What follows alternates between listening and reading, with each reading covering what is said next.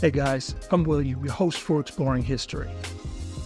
Have you ever thought about what it would be like to live a life where revealing your true identity could put everything at risk? Amid the chaos and devastation of World War II, there were incredible stories of bravery, resilience, and survival. One such story is about Edith Hahn Beer, a courageous Jewish woman who defied the odds and survived the horrors of the Holocaust by taking on the identity of a Nazi officer's wife. Her remarkable journey, an extraordinary saga, unfolds against one of the darkest periods in history. Edith Hahn Beer, born in Vienna, Austria, on January 24, 1914, was the second of three daughters to Clotilde and Leopold Hahn, a successful restaurant owner. Her teacher influenced her father's decision to send her to high school, a rare opportunity for women at the time. This paved the way for her to pursue her studies in law at the university. In June 1936, tragedy struck when her father unexpectedly passed away while working in the Alps. Just 2 years later, the Anschluss occurred, which was Austria's annexation by Nazi Germany.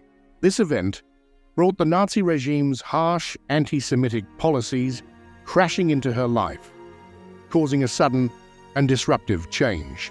Her education was abruptly cut short, and Edith, along with her widowed mother, faced relentless and increasing persecution, which cast a shadow over their lives. All Jews were given new identification cards, with men given the middle name Israel and women given the middle name Sarah. All identification photos were needed to display the left ear. To evade detection, she carefully selected a 1939 photo where her features were the least recognizable. The Gestapo had a duplicate of this photo in their records. As anti-Semitism intensified, their lives descended into unthinkable hardship. Stripped of their most basic human rights, they faced the brutal denial of medical care and were forcibly evicted from their home. By 1939, the relentless grip of Nazi oppression had driven them into the grim confines of the Jewish ghetto in Vienna, a place where deprivation and suffering became daily realities. The situation grew even more dire in April 1941, when Edith was cruelly torn from her mother and sent to the grueling forced labor camps in Germany, leaving behind a shattered world of fear and uncertainty. In 1942, Edith's life took an extraordinary turn. She managed a daring escape from a train bound for a labor camp after her mother had been deported to Nazi-occupied Poland, and she never heard from her again. Her mother's last note to a mutual friend before she was deported said, "They won't let me stay behind. I have to go. Please tell Edith, God will stand by her and me." With nowhere to turn, she went into hiding.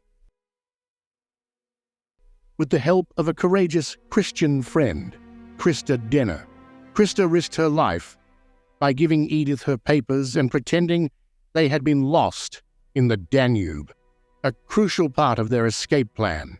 The Danube is the second longest river in Europe. This was a tense and suspenseful moment in their story.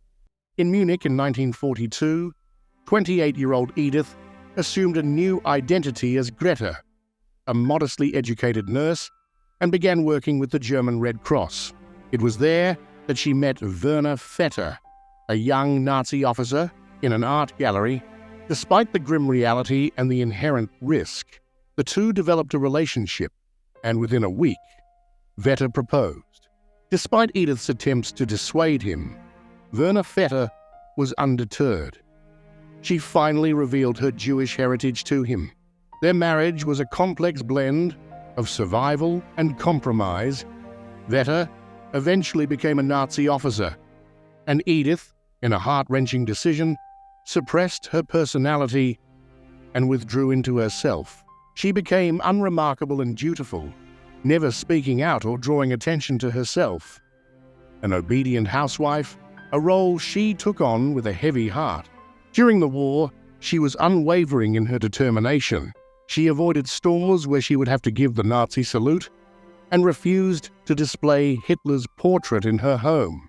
It was too dangerous to have friends, and she had only a few acquaintances. When she gave birth to her daughter, Angela, in 1944, she bravely refused to take any painkillers. The pain was excruciating, but she was determined not to risk revealing anything under the influence of the drugs. Her daughter is believed to be the only Jew born in a Reich hospital in 1944. She never spoke of her past, silently bearing the weight of her concealed history. In March 1945, Edith's life took another turn when the Russians captured Veta and sent him to a Siberian labor camp. To protect herself, she reclaimed her Jewish identity card, which had been previously concealed within book covers, and acquired a court order to change her name. Following the war, her remarkable skills led to her appointment as a judge at the Brandenburg District Court by the Soviet military administration in Germany. Recognizing her potential, Edith fondly reminisces about this period as a testament to her resilience. She enjoyed her role as a judge and raised her daughter, finding hope and inspiration in the positive aspects of her life. After appealing to the Soviet occupation authorities for Veta's release, he was freed in 1947, marking a new chapter. However, the marriage soon fell apart. Upon his return from Siberia, he found that his once submissive wife had transformed into an empowered professional. Edith, who had undergone a profound transformation, Veta became restless and frustrated and sought solace in the company of his first wife. Despite her desire to stay in East Germany, the Russians had other plans.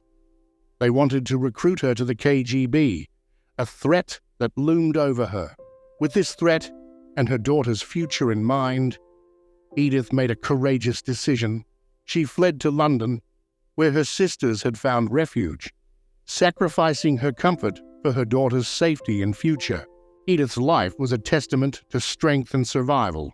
In 1957, she began a new life in London, marrying a Jewish jewelry merchant. Together, they upheld their Jewish heritage and raised their daughter, Angela. Their bond remained unbroken until his passing in 1984. In her later years, she made a home in Israel and lived in Netanya. Despite the challenges she faced, Edith's gratitude for her husband remained steadfast.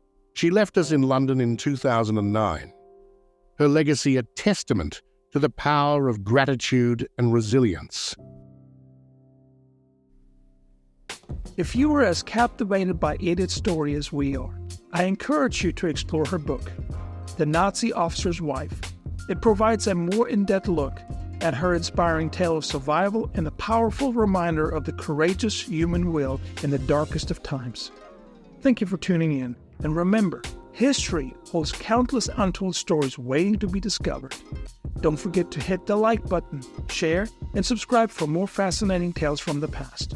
I'm William, and I can't wait to see you next time when we explore moments that made history.